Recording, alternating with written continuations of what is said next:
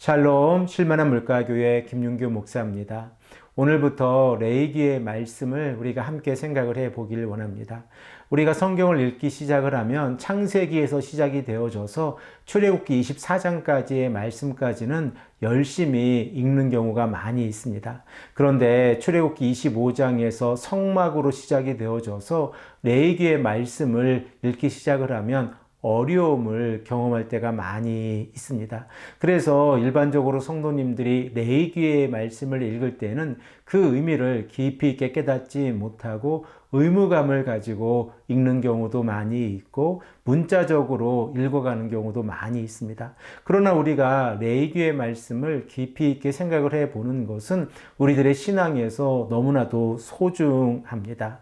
구약의 역사 가운데에서 하나님께서 이스라엘의 백성들에게 말씀해 주신 이 레위기의 말씀은 우리들의 삶의 기준이 되어지기 때문에 그렇습니다. 유대인들의 문화를 보아도 유대인들이 어린 자녀들에게 이 구약의 말씀을 가르칠 때에 창세기부터 시작하는 것이 아니라 레위기의 말씀으로부터 강해를 시작합니다. 그 이유를 생각을 해보면 이 이스라엘의 백성들이 하나님 앞에서 올바른 삶이 어떠한 삶이고 그리고 그들이 어떠한 삶의 규칙을 가지고 살아가야 하는지를 어린 자녀들에게 가르치기 위함입니다. 우리 또한 기독교인으로서 레위기의 말씀을 깊이 있게 이해해가는 것은 너무나도 소중합니다. 예수님께서는 레위기의 말씀을 인용하셔서 우리들에게 이웃사랑의 개념을 말씀하고 계십니다. 우리 이 시간에 레위기 19장 18절을 인용하셔서 말씀하고 계신 마가복음 12장 31절의 말씀을 한 목소리로 읽겠습니다. 둘째는 이것이니 내 이웃을 내 자신과 같이 사랑하라 하신 것이라.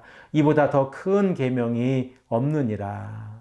예수님께서 이렇게 레위기의 말씀을 인용해서 말씀하고 계신 그 이유를 생각을 해보면 하나님께서 이스라엘의 백성들에게 거룩한 삶을 살아가기를 원하고 계셨는데 그 거룩의 기준이 우리가 일반적으로 어렵게 생각하고 있는 레위기의 말씀으로부터 시작이 되어진다는 것을 깨닫게 되었습니다. 또한 예수님께서는 자신이 이 땅에 오신 목적을 대속물로 설명하고 계신데 이 대속물의 개념 또한 레위기의 제사제도의 개념이라는 것을 우리가 잘 알고 있습니다. 그래서 예수님께서는 마가복음 10장 45절의 말씀에서 인자가 온 것은 섬김을 받으려 함이 아니라 도리어 섬기려 하고 자기 목숨을 많은 사람의 대속물로 주려 함이니라 라고 말씀을 하고 있습니다. 우리들이 하나님의 말씀을 근거해서 예수님께서 우리에게 말씀하고 계신 내용과 그리고 신약성경에서 이 레위기를 인용해서 말씀하고 계신 내용을 깊이 있게 생각을 해 본다고 하면 하나님께서 우리에게 레위기의 말씀을 허락해 주신 이유를 생각해 볼 수 있습니다. 우리들은 출애굽기 19장 5절에서 6절의 말씀을 통하여 이스라엘 백성들의 정체성에 관하여 생각을 해 볼 수 있습니다. 하나님께서는 언약의 백성으로서 이스라엘의 백성들을 하나님의 소유로 삼아 주시고 제사장의 나라로 그리고 거룩한 백성으로 삼아 주셨습니다. 그리고 이러한 삶을 살아가는 자들이 어떠한 삶의 기준을 가지고 살아가야 할지 우리에게 말씀하고 계신 내용이 레위기라고 하는 것을 우리가 생각을 해보면 레위기 1장에서 16장까지의 말씀을 통해서는 제사장의 나라로서 언약의 백성들이 어떻게 살아가야 할지를 우리에게 말씀하고 계시고 그리고 17장에서 27장의 말씀을 통해서는 거룩한 백성으로서 이스라엘의 백성들의 삶의 기준을 우리에게 말씀하고 있습니다. 먼저 제사장의 나라를 우리가 생각을 해보면 하나님께서는 언약의 백성으로서 이스라엘의 백성들이 온전히 제사장의 나라로 살아가기를 원하고 계셨습니다. 그리고 하나님 앞에 드리는 제사를 통하여 언약의 백성들이 하나님 앞에서 신실한 삶을 살아가기를 원하고 계셨습니다. 그러므로 하나님께서는 레위인들을 세우셔서 이스라엘의 백성들이 하나님 앞에서 어떻게 거룩한 삶을 살아가야 할지 제사의 제도를 통하여 우리에게 말씀하고 계시다는 사실을 깨닫게 되어집니다.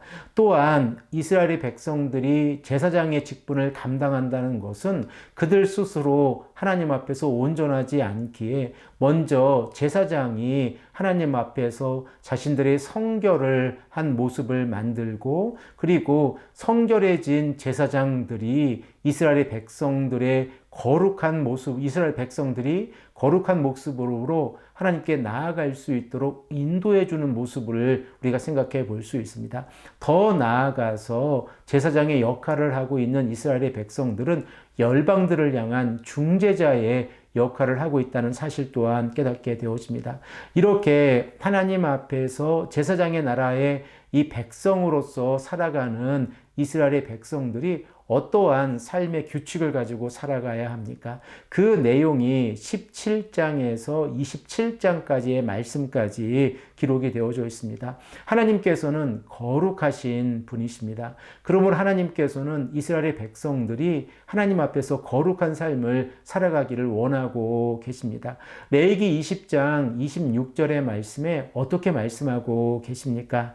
너희는 나에게 거룩할지어다. 이는 나 여호와가 거룩하고 내가 또 너희를 나의 소유로 삼으려고 너희를 만민 중에서 구별하였음이라 라고 말씀하고 계십니다. 하나님께서 시내산에서 이스라엘의 백성들과 언약을 맺으시고 그들이 제사장의 나라로 그리고 거룩한 백성으로 살아가기 위해서 하나님께서 레위기의 말씀을 허락해 주셨다는 사실을 우리가 생각을 해보면 언약의 백성으로서 이 땅에서 살아가고는 우리들이 레위기의 말씀을 읽고 무엇을 깨달아야 하는지를 다시 한번 깊이 있게 생각을 해보길 원합니다.